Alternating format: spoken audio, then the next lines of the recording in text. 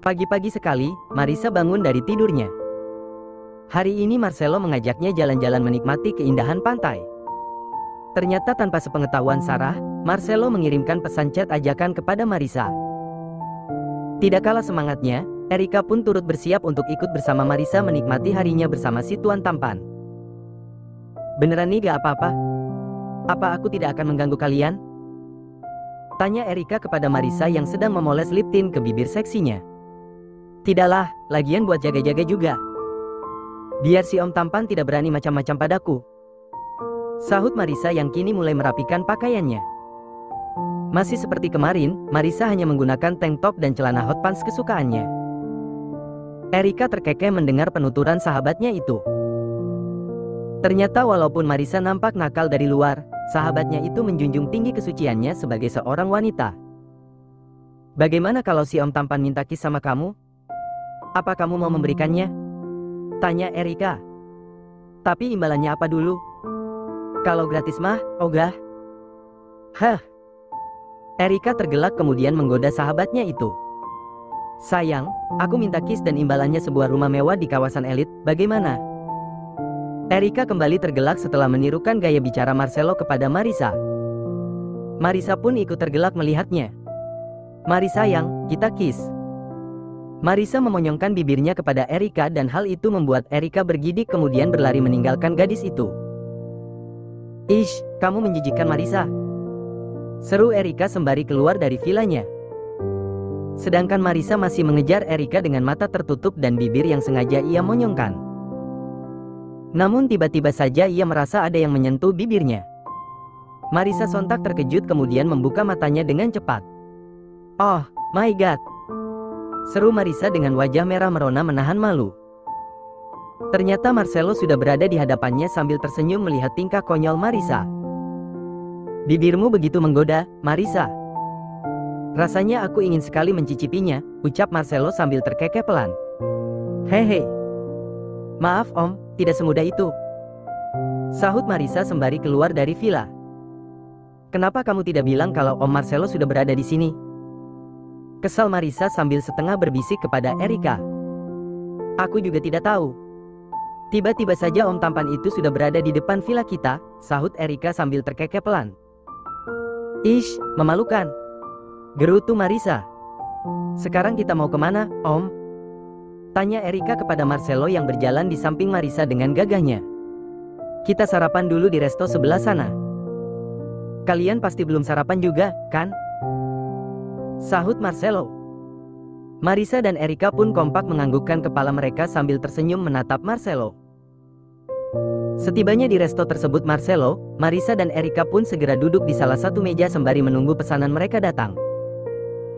Selang beberapa saat, seorang waitress menghampiri meja Marcelo dengan membawa berbagai makanan yang mereka pesan. Setelah waitress itu meninggalkan meja Marcelo, ketiga orang itu pun segera menikmati makanan mereka. Buka mulutmu, ucap Marcelo sembari mengulurkan sendok yang berisi makanan kepada Marisa. Marisa pun tidak sungkan membuka mulutnya dan menyambut suapan dari om tampan itu. Oh, kalian manis sekali. Seru Erika sembari memperhatikan kemesraan Marcelo dan Marisa. Apalagi di saat Marcelo membersihkan sisa saus yang menempel di bibir Marisa dengan tangannya membuat wajah Marisa merona menahan malu. Tidak cukup sampai di situ, Marcelo juga memberikan jus buah kesukaannya untuk dicoba oleh Marisa. Namun, tiba-tiba saja bencana menghampiri mereka. Sarah yang sejak pagi kehilangan Marcelo akhirnya menemukan kekasihnya itu sedang sarapan bersama kedua gadis konyol yang ia lihat kemarin. Sarah benar-benar terbakar api cemburu. Dengan langkah cepat, wanita itu berjalan menghampiri mereka. Dan di saat Marcelo menyodorkan gelas minumannya kepada Marisa, Sarah merebut gelas jus itu kemudian menyiramkannya ke wajah Marisa dengan kasar. Rasakan itu Jal, Dasar pelakor. Hardik Sarah sambil tersenyum puas menyaksikan penampilan Marisa yang terlihat lucu baginya. Semua orang yang ada di resto terkejut dan memperhatikan mereka. Tidak kalah terkejutnya, Marcelo membelalakan matanya ketika melihat Sarah tiba-tiba saja menyerang Marisa. Apa-apaan ini, Sarah? Marcelo menghampiri Marisa yang masih shock ketika mendapatkan serangan mendadak dari wanita yang sama sekali tidak ia kenali. Bukan Marisa namanya jika ia hanya diam saja. Gadis itu menyeka wajahnya yang masih basah dengan jus buah milik Marcelo. Ia menatap tajam kepada Sarah dan dengan secepat kilat ia menerkam wanita itu. Marisa menjambak rambut Sarah dan mencakar wajah wanita itu berkali-kali dengan kuku panjangnya. Sarah menjerit sembari meminta tolong kepada Marcelo. "Sayang, singkirkan gadis konyol ini dariku," teriak Sarah. Marcelo sempat terpaku melihat perkelahian Marisa dan Sarah. Namun hanya sebentar. Setelah ia sadar, ia pun segera melerai perkelahian itu. Marcelo meraih tubuh Marisa kemudian memeluknya agar gadis itu tenang. Sarah semakin kesal, apalagi ketika ia menyaksikan Marcelo lebih memilih menenangkan gadis konyol itu daripada dirinya. "Marcel!" hardik Sarah sambil meringis kesakitan akibat serangan bertubi-tubi dari Marisa. "Jangan pernah main-main denganku, Nona," hardik Marisa sembari melepaskan tubuhnya dari pelukan Marcelo kemudian meninggalkan tempat itu dengan wajah kesal. Erika pun segera menyusul sahabatnya itu dengan langkah cepat. "Marisa, jangan tinggalkan aku," seru Erika sambil berlari kecil mengejar Marisa. Setelah kejadian memalukan yang terjadi di resto kemarin, Marisa memutuskan untuk menjauhi Marcelo. Ia tidak ingin dicap sebagai pelakor oleh orang-orang. Marcelo berkali-kali mencoba menghubungi Marisa, tetapi gadis itu tidak menanggapinya sama sekali. Bahkan nomornya sudah diblokir oleh Marisa. Hari ini adalah hari terakhir Marisa dan Erika berada di tempat itu. Mereka sudah bersiap-siap untuk kembali ke kota asal mereka. Setelah semua barang yang mereka bawa tersusun rapi di bagasi mobil, Erika pun segera melajukan mobilnya. Di perjalanan, Marisa hanya menekuk wajahnya. Ia masih sangat kesal atas kejadian yang terjadi kemarin. Ia benar-benar malu sekaligus marah. Kenapa juga Om Marcelo tidak bilang kalau dia sudah punya kekasih? Seandainya Om Marcelo jujur, mungkin aku tidak akan menerima ajakannya, gerutu Marisa. Erika memperhatikan sahabatnya itu sambil terkekeh pelan. "Yang sabar ya, Ca. Nanti kita cari lagi om-om tampan dan tajir seperti Om Marcelo," ucap Erika sambil menepuk pundak Marisa. "Hah?" kesal Marisa. Setelah menempuh perjalanan jauh dan melelahkan, akhirnya Marisa tiba di halaman depan rumahnya. Ia bergegas masuk ke dalam rumahnya sembari menyeret kopernya. Marisa memperhatikan sebuah mobil yang tidak ia kenali terparkir di halaman depan rumahnya. "Sepertinya ada tamu, tapi siapa?" gumam Marisa sambil terus melangkahkan kakinya memasuki rumahnya. Nona Marisa sudah pulang," sapa pelayan yang bekerja di rumahnya. "B. Di mana Mama?" tanya Marisa. "Di ruang tengah, Non. Ibu sedang ada tamu," sahut pelayan. "Oh, ya sudah. Terima kasih, Bi." Marisa kembali melangkahkan kakinya melewati ruangan demi ruangan. Hingga akhirnya langkah kakinya terhenti di ruang tengah ketika sang ibu memanggil namanya. "Marisa sayang. Kemarilah," panggil Melinda dengan suara yang terdengar sangat lemah. Marisa mengernyitkan dahinya sembari menghampiri Melinda. Ia melihat seorang wanita cantik yang usianya mungkin lebih muda dari ibunya. Wanita itu tidak sendiri, ia duduk di sofa bersama seorang anak perempuan yang usianya mungkin sekitar 10 tahunan. Melinda tersenyum hangat menyambut Marisa yang datang menghampirinya sambil menyeret koper. "Sayang, bagaimana jalan-jalannya?" tanya Melinda. "Menyenangkan." Marisa duduk di samping Melinda kemudian memeluk dan menciumi wajah ibunya itu. "Ini Marisa?" tanya wanita itu sembari menunjuk kepada Marisa. Melinda tersenyum dan dengan bangga memperkenalkan Marisa kepada wanita itu. "Ya, ini Marisa. Anak perempuanku bersama Elle." "Oh ya, Marisa. Kenalkan, ini Tante Bella, sahabat Mama dulu," tutur Melinda sambil tersenyum hangat kepada Marisa. Marisa terkejut bukan main setelah mengetahui siapa yang sedang bertamu ke rumahnya. Ia bangkit dari posisi duduknya kemudian menghampiri wanita itu. "Oh, jadi Anda perusak rumah tangga Mama dan Dedi waktu itu? Anda kan yang membuat Mama dan Dediku jadi berpisah." Wajah Marisa memerah dan ingin segera menyerang wanita itu. Namun, ia ditahan oleh ibunya.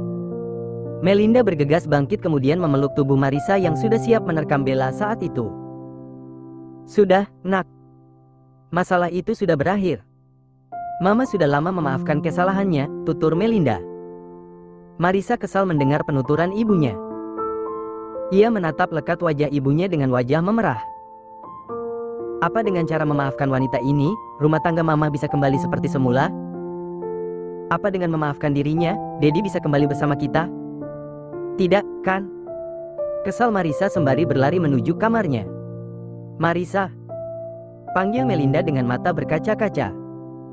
Bella tertunduk lesu sembari memeluk tubuh anak perempuannya yang ketakutan melihat ekspresi Marisa saat itu. Marisa benar, Melinda. Aku memang tidak pantas dimaafkan. Kesalahanku terlalu besar kepada keluarga kalian. Aku benar-benar menyesal, maafkan aku. Lirih Bella. Tidak apa-apa, Bella. Nanti aku akan bicara kepada Marisa agar dia bisa mengerti. Sebaiknya kamu pulang saja dulu, nanti jika Marisa sudah mengerti, kamu bisa berkunjung lagi ke sini. Bella pun segera pamit dan pergi meninggalkan kediaman Melinda. Melinda berjalan menghampiri kamar Marisa. Ia mengetuk pintu kamar gadis itu sembari memanggil namanya. Top, top, top. Marisa, buka pintunya, nak. Mama ingin bicara padamu, lirih Melinda. Saat itu Marisa benar-benar kesal. Ia bahkan sampai menitikkan air mata karena saking kesalnya. Padahal masalah seberat apapun, pantang bagi gadis itu untuk menangis. Namun, sekesal apapun dia terhadap Melinda, ia tetap tidak bisa marah kepada ibunya. Marisa menyeka air matanya sembari bangkit dari tempat tidur kemudian membukakan pintu kamarnya untuk Melinda. Masuklah, Mah. Melinda bergegas masuk kemudian menuntun anak gadisnya itu ke tempat tidur. Ia mendudukkan Marisa di tepian tempat tidur bersama dirinya. Marisa, dengarkan perkataan Mama. Tante Bella sudah sejak lama meminta maaf atas semua kesalahannya. Bahkan Mama sudah tidak dapat menghitung berapa kali Tante Bella memohon-mohon kepada Mama agar Mama bersedia memaafkan semua kesalahannya, tutur Melinda sambil menatap lekat kedua biji manik Marisa yang sangat indah. Tuhan saja Maha Pemaaf, Marisa.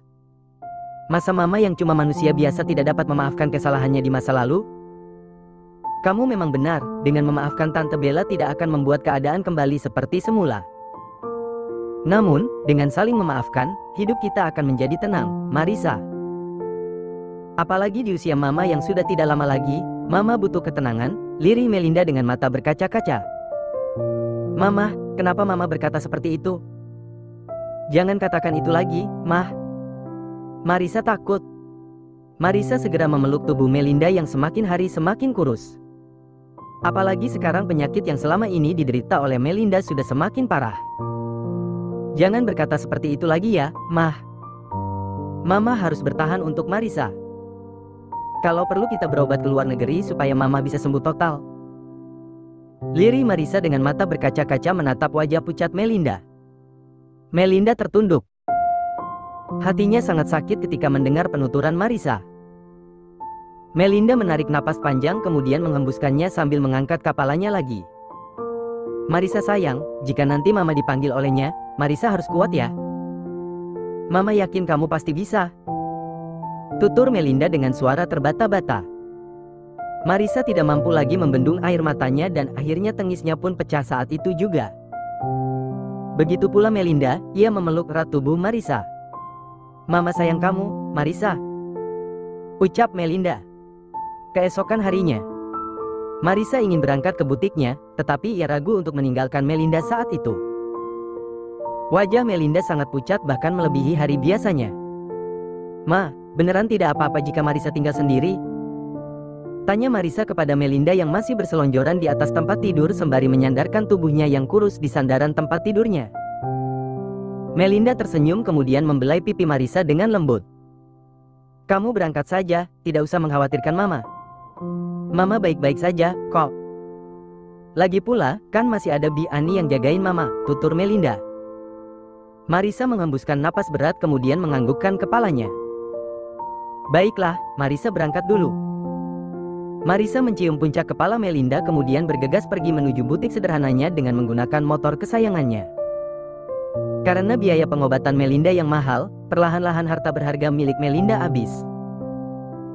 Sedangkan pemasukan yang mereka harapkan hanya berasal dari butik yang kini dikelola oleh Marissa.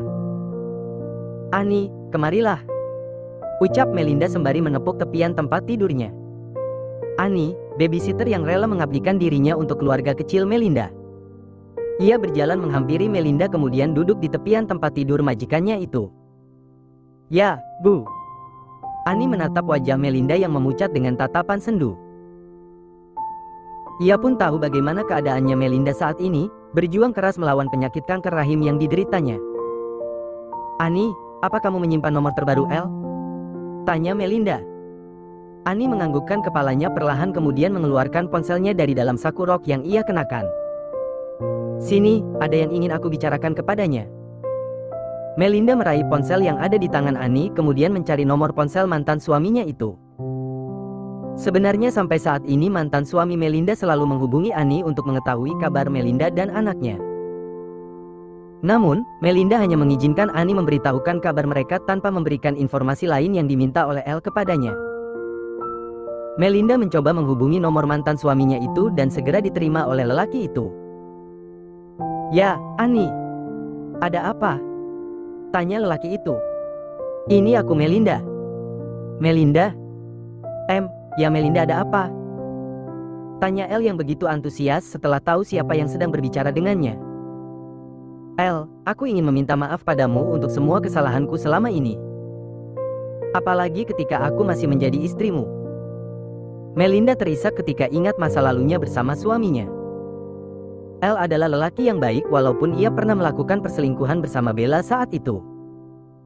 "Tidak, Melinda. Tidak. Seharusnya akulah yang meminta maaf kepadamu bukan malah sebaliknya. Kamu tidak pernah salah, tetapi akulah yang salah," sahut El dari seberang telepon. Mata Melinda kembali berkaca-kaca, ia menghembuskan napas berat kemudian kembali fokus pada ponsel itu. "El, jika nanti aku kembali kepadanya, aku harap kamu bisa meluangkan waktumu untuk menjenguk Marissa. Gadis itu tidak memiliki siapa-siapa lagi selain aku. Dia masih butuh seseorang untuk membimbingnya." "El," lirih Melinda dengan suara terbata-bata. "Kenapa kamu bicara seperti itu, Melinda? Kamu tidak boleh bicara seperti itu tidak baik. El, berjanjilah padaku bahwa kamu akan menjenguk Marissa jika aku sudah tiada nanti." "Baiklah, aku berjanji," sahut El. "Aku hanya ingin menyampaikan hal itu, El. Terima kasih atas waktumu." Melinda memutuskan panggilannya sambil menghembuskan napas lega. "Semoga saja El dapat menjaga Marissa dengan baik. Aku sudah tidak punya pilihan lain lagi, Annie. Hanya El satu-satunya harapanku," lirih Melinda sembari menyerahkan kembali ponsel itu kepada Annie. Annie pun segera meraih ponselnya kembali sambil tersenyum kecut. "Seharusnya ibu harus tetap semangat. Jangan putus asa seperti ini," ucap Annie. "Tapi, penyakitku sudah semakin parah, Annie. Dokter sudah menyerah dan angkat tangan. Saat ini aku hanya tinggal menghitung setiap detikku, sebelum malaikat maut benar-benar menjemputku," sahut Melinda sambil menitikkan air matanya. Annie segera memeluk tubuh Melinda dan tangisnya pun pecah. Baginya Melinda sudah seperti kakaknya sendiri dan keluarga kecil Melinda adalah keluarganya juga. "Bu, jangan katakan hal itu. Semangatlah, Bu," lirih Annie di sela isak tangisnya. Sore menjelang. Marissa bersiap-siap kembali ke rumahnya dengan motor yang ia beli setelah mendapatkan uang dari menjual mobilnya untuk biaya pengobatan Melinda. Marissa nampak semeringah karena hari ini butiknya laris manis. Setibanya di halaman depan rumahnya, ia bergegas masuk dan orang pertama yang ingin ia temui adalah ibunya. "Mah, Mama di mana?" teriak Marissa sambil mencari keberadaan sang ibu. "Non, Mama Nona Marissa ada di kamarnya," lirih Annie sambil terisak. Marissa mengernyitkan dahinya ketika melihat ekspresi Annie saat itu.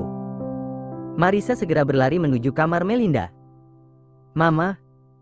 Mama." Marissa berlari dengan berlinang air mata menuju tempat tidur Melinda. Wanita itu tergolek lemah di atas tempat tidurnya. Kondisinya sudah sangat lemah dan tidak berdaya. "Mama, bertahanlah, Mah. Ayo, Marissa antar ke rumah sakit. Pokoknya Mama harus sembuh, jangan menyerah." Marissa mencoba membangunkan tubuh Melinda, tetapi disanggah oleh wanita itu. Melinda meraih tangan Marisa kemudian menggenggamnya dengan erat. Marisa, sayang. Sepertinya ini sudah saatnya Mama kembali kepadanya. Mama harap Marisa kuat dan ikhlaskan kepergian Mama. Tangan Melinda terasa sangat dingin. Marisa mengusap-usapkan kedua tangannya untuk memberikan kehangatan kepada Melinda. Ia benar-benar tidak ingin kehilangan ibunya. Namun, semua itu sepertinya percuma saja. Kondisi Melinda semakin melemah. "Mah!" lirih Marisa. Marisa terisak sambil menciumi tangan Melinda yang semakin dingin. "Ma Marisa, jika nanti dedimu menjemputmu, Mama minta sebaiknya kamu ikut dengannya. Sekarang kamu hanya memiliki Dedi dan Mama yakin Dedi akan menjagamu dengan baik, ak." Tubuh Melinda menegang sejenak, tetapi setelah itu tubuhnya kembali melemah. Semakin melemah dan melemah, hingga akhirnya Melinda menghembuskan napas terakhirnya. "Mama!" Marisa tidak kuasa menahan kesedihannya. Ia berteriak dan mencoba membangunkan tubuh Melinda yang sudah tidak bernyawa. "Mah, bangun!" Marisa bilang bangun. Jika Mama tidak bangun, maka Marisa yang akan menyusul Mama. "Mama bangun!" Marisa kembali menjerit dan tidak mampu mengontrol kesedihannya. Ani menghampiri Marisa kemudian memeluk tubuhnya dengan erat. "Sudahlah, Nona. Ikhlaskan Bu Melinda. Biarkan Bu Melinda kembali dengan tenang. Dia sudah bahagia dan tidak lagi merasakan sakitnya," ucap Ani sambil mencoba menenangkan Marisa. "Yo, tidak bisakah aku menunda rapat ini?" hardik El kepada asistennya. Wajahnya memerah, ia sangat marah ketika di saat genting seperti ini, ia harus dihadapkan dengan rapat yang tidak bisa ia tunda. "Sayangnya rapat ini tidak bisa diwakilkan, Tuan," sahut Yo dengan wajah tertunduk. "Arg!" El berteriak dan melemparkan barang-barang yang ada di atas mejanya. Ia benar-benar marah dan kecewa saat itu. "Baiklah, sebaiknya kamu yang pergi ke sana dan segera jemput putriku," titah El kepada Yo. Yo pun menganggukkan kepalanya kemudian segera keluar dari ruangan bosnya itu. Sementara itu, air mata Marisa terus mengalir di sepanjang acara pemakaman berlangsung. Dan kini tiba saatnya, di mana tubuh Melinda yang sudah tidak berdaya ditimbun dengan tanah pemakaman. Tubuh Marisa merosot, kakinya tidak sanggup lagi menahan beban tubuhnya. "Mah!" lirih Marisa di sela isak tangisnya. "Sudahlah, Nona." Ani menepuk pundak Marisa kemudian membantunya berdiri. Satu persatu para pelayat berpamitan kepada Marisa, termasuk sahabatnya, Erika. Kini tinggal Marisa bersama Ani yang masih setia menemani gadis itu. Marisa masih belum bisa menerima kepergian Melinda. Ia kembali menangis sambil menciumi nisan Melinda. "Nona Marisa, sebaiknya ikhlaskan kepergian Nyonya Melinda.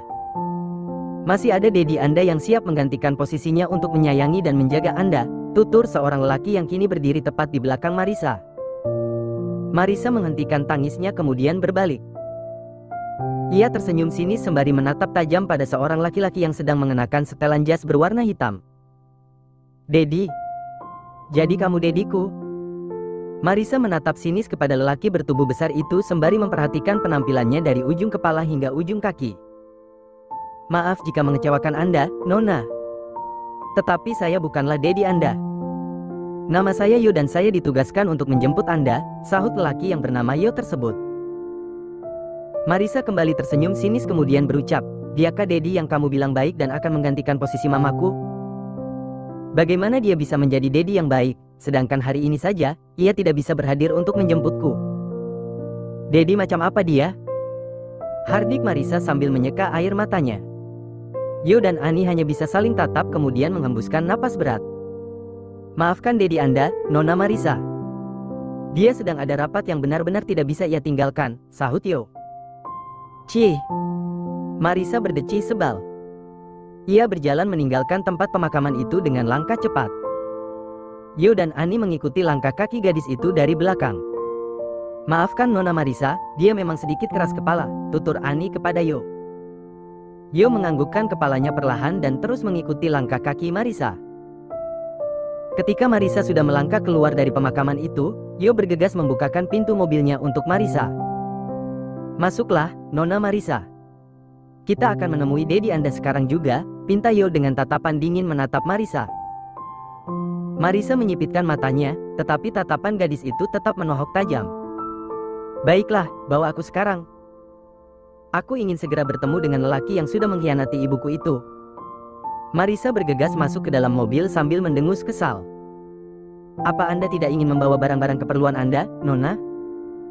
Tanya Yo sambil memperhatikan Marisa yang sudah duduk di dalam mobil. Tidak perlu, aku hanya ingin memarahi lelaki itu lalu pulang. Kesal Marisa sambil menekuk wajahnya. Yo menaikkan sebelah alisnya sambil tersenyum tipis kemudian bergegas masuk ke dalam mobilnya setelah ia berpamitan kepada Ani, wanita yang mengabdikan dirinya untuk Melinda dan Marisa. Bi Ani, tolong jaga rumah baik-baik, ya. Aku tidak akan lama, kok, Bi. Aku akan secepatnya kembali untuk mengurus rumah sekaligus butik Mama, ucap Marisa kepada Bi Ani.